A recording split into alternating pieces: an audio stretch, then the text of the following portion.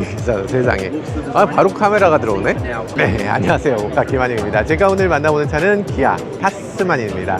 타스만이라고 하는 자동차를 처음 들어본다 라는 분들도 계실 거예요. 근데 이제는 이 차를 기억하셔야 됩니다. 왜냐하면 우리나라에서 정말 엄청난 파란을 불러일으킬 만한 자동차이기 때문이죠. 이 기아 타스만 어떤 차인지 끝까지 함께 살펴보시죠.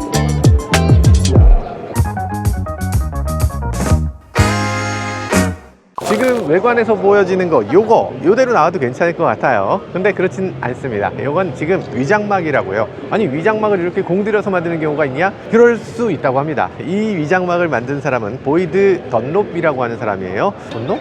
타이어? 약간 그런 타이어 브랜드하고 이름이 같은 동명이인입니다. 그 사람이 예술가인데 이 호주에 있는 자연, 호주의 아웃백을 형상화한 그런 디자인이라고 합니다.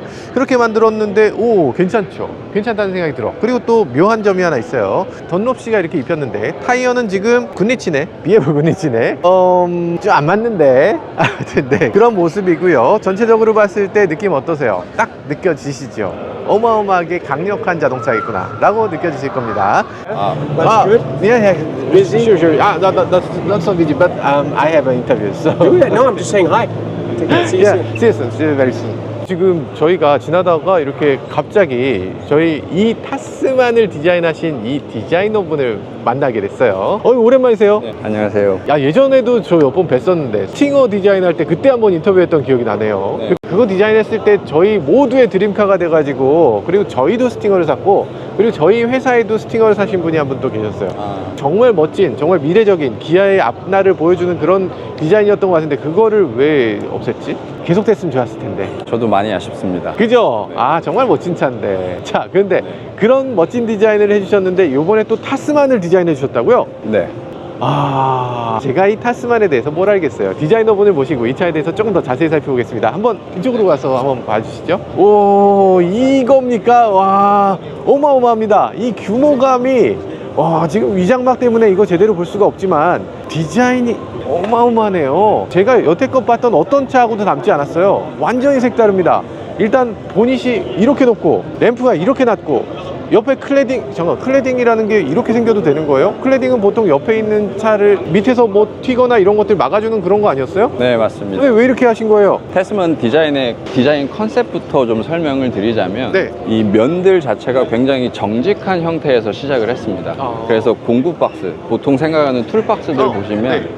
택배 상자처럼 이렇게 사각형으로 딱 뭐 정육면체나 이러지 않잖아요. 항상 그 모서리에 챔퍼가 있습니다. 챔퍼요? 경사면이라고 한국어로 해석을 네네네. 하시면 될 것 같습니다. 아. 큰 면이 있고 한 번 면이 꺾이고 아래로 딱 떨어지는 그런 면들이 굉장히 면을 트위스트 한다거나 어떤 기교가 막 들어간 굉장히 럭셔리한 뭐 세단이나 SUV가 아니라 이거는 딱 이 픽업 트럭에 잘 어울리는 그런 조형 언어를 저희가 사용을 함으로써 차량을 더욱 간결해 보이고 정제되지만 더 우람해 보이고 큰 면으로 큼직큼직하게 디자인을 했습니다. 아, 그래서? 네, 옆에 보시면 헤드램프하고 프론트 클레딩이 연결이 되어 있고 뒤에도 마찬가지고요. 그러네요. 하지만 이게 뭐 아메리칸 픽업이나 뭐 도요타나 미쯔비시에서 나오는 그런 일반적인 픽업과는 다르게 저희 디자이너는 항상 stay curiosity, 어떻게 하면 좀 더 새롭고 저기다 어떤 기능을 어떻게 넣어주고 네. 이것이 어떻게 사람들에게 더 도움이 되는 그런 식으로 생각을 해볼 수 있을까 고민하다가 이제 이런 것들이 디자인이 됐는데요. 램프가 차체에 붙어 있는 게 아니라 클레딩에 붙어 있다. 와, 이거 대단한 시도 같기도 하고. 근데 요즘 들어서 그런 얘기 하시는 분들 계세요. 이렇게 되면은 옆에서 톡 들이받으면 헤드램프 교체해야 되는 거 아니냐? 이거 다 부품값 벌려고 하는 거다. 아, 그렇진 않습니다. 아, 아니군요. 네. 그렇지 않습니다. 그래서 전반적으로 지금 카미플라주 버전으로 랩핑을 다 해놨지만 네. 이렇게 의도적으로 이런 부분들은 먼저 이렇게 공개를 한 거는 너무 이렇게 예상도들도 요즘에 굉장히 많이 네. 나오고 하는데 오히려 예상도가 많이 나오다 보면 또 우리 디자인에서 원하는 커뮤니케이션 방향하고 좀 달라질 수도 있고 그래서 요거는 특별히 좀 이렇게 공개가 된 부분이고요. 이 크레딩 부분에 많은 유틸리티가 포함이 되어 있습니다. 그래요? 전면에는 헤드램프가 있지만 뒤쪽에는 지금 파팅 라인 두 줄이 세로로 가 있는데요. 네. 저기는 이제 주유구 캡이죠. 아, 주유구 캡이에요, 저게? 네. 클레딩 중간이 열려서? 아, 네네네. 그리고 반대쪽에는 별도의 스토리지가 또 들어갑니다. 아, 그래서 저게 이렇게 아래로 이렇게 딱 열리면 미니 테이블처럼 돼 네. 있고 뭐 간단한 도구, 뭐 네. 세차용품이나 무슨 로프나 이런 것들 수납할 수 있게 네. 그런 미니 테이블 역할 같은 것들도 다 제공이 되고요.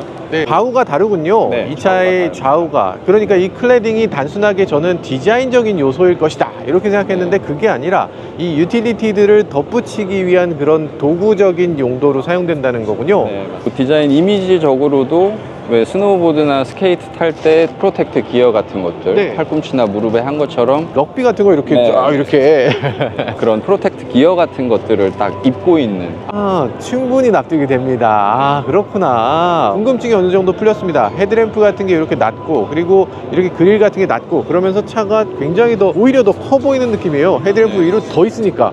그런 느낌도 들고, 그리고 여기 유틸리티적인 부분도 더했다고 하니까 그런 것들도 앞으로 또 어떤 것들을 보여주게 될지 굉장히 기대가 됩니다. 그리고 만약에 그런 것도 가능할까요? 도화 같은 거 할 때 이런 것들이 도움이 될 수 있을까요? 부분도 설계적으로 디자인적으로 다 고려가 된 부분인데요. 아, 그래요? 네, 사실 700mm에서 800mm 정도 강도화할 수 있는 성능을 지금 만족시키고 있고, 앞쪽에는 요 크레딩 쪽이 나중에 이제 커스터마이징 액세서리라든가 네. 뭐 이런 것들이 개발이 다 될 수 있도록 A필러 쪽으로 스노우쿨링 파이프를 뽑을 수 있게 설계적으로 다 돼 있습니다. 여기를 뜯어서 여기에다가 스노클링 파이프, 그러니까 엔진으로 들어가는 공기흡입구를 이렇게 위로 이렇게 뽑을 수 있다는 거예요. 굴뚝처럼 말이죠. 그래서 야, 그렇게 돼서 도화 능력을 더 키울 수 있다. 이거 우리나라 자동차에서 이런 게 된다니 꿈만 같습니다. 포드 레인저나 다른 회사 보면은 사이드에 팬더 가니쉬, 네. 가니쉬를 뜯어내고 거기서 파이프를 올리는데요. 아, 그러면 파이프의 길이도 굉장히 길어지고 네네. 디자인을 조금 저해하는 그런 요인이 또 될 수도 있기 때문에 네. 그런 부분들까지 어떻게 세심하게 이 기본차에서 네. 대응을 할 수 있을지, 어떻게 보면 캔버스를 제공을 해주는 거죠. 아. 최대한 예쁘게 그림을 그릴 수 있는 캔버스를 제공을 해주겠다. 네, 그런 의도로 네, 디자인이 됐습니다. 알겠습니다. 아유, 오늘 좋은 말씀 대단히 감사합니다. 감사합니다. 네. 저쪽으로 넘어가서 좀 더 자세히 볼까요? 아마 여러분들은 이 사진으로 봤을 때, 영상으로 봤을 때 이게 어느 정도 느낌인지 잘 모르실 겁니다. 실제로 여기 와서 보면 크기가 어마어마해요. 일단 어지간한 사람의 키보다 한 20cm 정도 높은 것 같아요. 높이가 한 2m 정도 돼 보이는 정도로 어마어마하게 높습니다.